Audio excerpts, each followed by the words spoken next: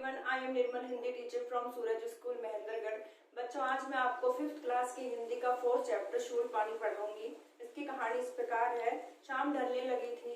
भगवान महावीर विहार करते हुए आस्तिक नामक ग्राम के एक चैत्य में पहुंचे। ग्रामीण लोग भोजन करके विश्राम करने को जा रहे थे। तभी उन्हें भगवान महावीर के आगमन का पता चला। पूरा गांव दर्शन के लिए उमड़ पड़ा।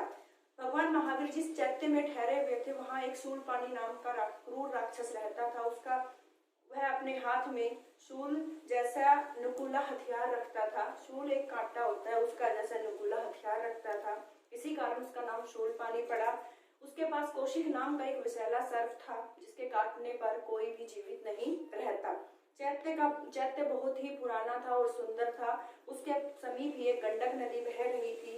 सामने बहुत सुंदर बगीचा था और उस बगीचे में हमेशा रंग बिरंगे फूल खिले रहते हैं। उन बगीचों के बीचों बीच एक पीपल था। भगवान महावीर इसी पीपल के वृक्ष के नीचे बैठ गए। गांव के लोग आए और एक एक करके उनके चरण स्पर्श करते रहे और उनके सामने जाकर बैठ गए। सभी भूमि पर बैठे हुए थे। थोड़ी देर के बाद वहां सारा गांव इकट्ठा हो गया। भगवान महावीर के धर्मोपदेश के बाद गांव वालों को उनके उपदेश बहुत अच्छे लगे। उपदेश समाप्ति के बाद भगवान महावीर ने लोगों को अपने अपने घर जाने के लिए कहा, लेकिन वे अपनी जगह से नहीं हिले। गांव वालों से दोबारा चलने का आग्रह किया, फिर भी गांव वाले नहीं जाए। गांव वालों के मुखिया ने कहा कि हे प्रभु, इस चैत्य में एक शूलपाणी नाम का निर्दयी राक्षस रहता है। यहाँ से गुजरने वाले और जो कोई यहाँ ठहरता है वो उसे मार डालता है। भगवान महावीर उसकी बात सुनकर मुस्कुराए और बोले, बेटा, तुम मेरी चिंता मत करो, वो मेरा कुछ भी अहित नहीं कर सकता। इतना कहकर समाधि लगाकर बैठ गए और गांव वाले वहां से चले गए। थोड़ी देर के बाद अंधेरा हो गया। शूलपाणी आया। शूलपाणी जब बाहर से लौटा तो उसने उपवन में किसी व्यक्ति को समाधि लगाए हुए बैठा देखा। उसकी आंखें बिल्कुल लाल हो उठी थी। भगवान महावीर को वो गालियां देने लगा और उसे जान से मारने की धमकी दे रहा था। भगवान महावीर पर इसका कोई प्रभाव नहीं हुआ और वे समाधि लगाए बैठे रहे।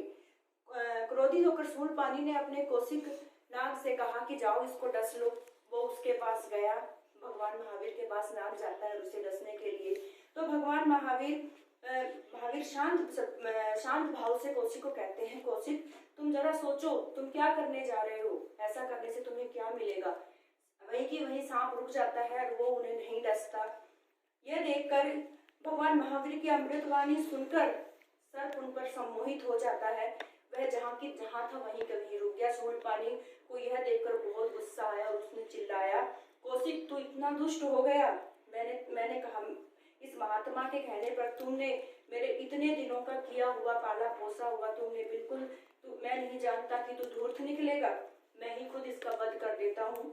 शूलपाणी ने अपना शूल उठाया और वो भगवान महावीर का वध करना चाहता था। जैसे ही वो भगवान महावीर का वध करने के लिए उसने अपना शूल उठाया, कौशिक नाग ने आकर उसको डस लिया। डसते ही वो शूलपाणी धड़ाम से जमीन पर गिर गया। भगवान महावीर को बड़ा दुख हुआ जब वो तड़फ रहा था। भगवान महावीर ने कहा, शूलपाणी, घबराओ मत, अभी मैं तुम्हारे लिए जड़ी बूटी लेकर आता हूँ और तुम्हें ठीक कर दूंगा। भगवान महावीर अंधेरे में जंगल की ओर निकल पड़े। वहां उन्हें कुछ भी नहीं दिखाई दे रहा था। बड़ी परेशानी हो रही थी, फिर भी उन्होंने जैसे तैसे जड़ी बूटी को खोज लिया। तब वे गांव लौटे और गांव वालों ने कहा कि भगवान, इसको मत करो, ये बहुत ही दुष्ट आदमी था। लेकिन फिर भी भगवान महावीर जड़ी बूटी घिसकर शूलपाणी का उपचार करना आरंभ कर दिया। गांव के मुखिया ने फिर कहा, भगवान, इसे मत बचाइए, ये हत्यारा और पापी है और निर्दोष लोगों को सताता है, इसे मर जाने दो। भगवान स्वामी ने कहा, तुम्हारा कथन ठीक है। इस समय शूलपाणी कष्ट में है और मैं इसके जीने के लिए इसकी मदद करूंगा। शूलपाणी का स्वभाव है दूसरों को कष्ट देना, मेरा स्वभाव है दूसरों की मदद करना। लोग चुप हो गए। शूलपाणी बिल्कुल ठीक हो चुका और उठकर वो भगवान के चरणों में गिर पड़ा और माफी मांगने लगा कि भगवान, मुझे क्षमा कर दीजिए, मैं बहुत ही पापी हूँ, मेरे अपराध क्षमा करने योग्य तो नहीं है, लेकिन मैं आपकी शरण में आया हूँ, आप जो चाहे मुझे सजा दे दीजिए। भगवान महावीर उठे और उठकर उन्होंने कहा, सच्चे मन से किया गया प्रायश्चित किसी सजा से कम नहीं होता। मैं आपका शिष्य बन जाता हूँ, दीक्षा दें। मैं प्रण करता हूँ, आज से मैं कोई भी गलत काम नहीं करूंगा। शूलपाणी ने कहा, भगवान भगवान महावीर ने उसके सिर पर हाथ फेरा, कहा, वत्स, आज से तुम मेरे शिष्य हो, तुम्हारा कल्याण होगा। भगवान, मानवता की सेवा करना सबसे बड़ा धर्म है। भगवान महावीर की दीक्षा पाने के उपरांत शूलपाणी का जीवन दर्शन बदल गया और वह परोपकार जीवन व्यतीत करने लगा। यह शूलपाणी की कहानी थी। अब इसके शब्दार्थ है। विश्राम का आराम, क्रूर का दुष्ट, शूल का कांटा, पानी का हाथ, रमणीक मन लगाने, विषैला जहरीला, उपवन बगीचा, स्पर्श छूना, निर्दयी जिसमें दया,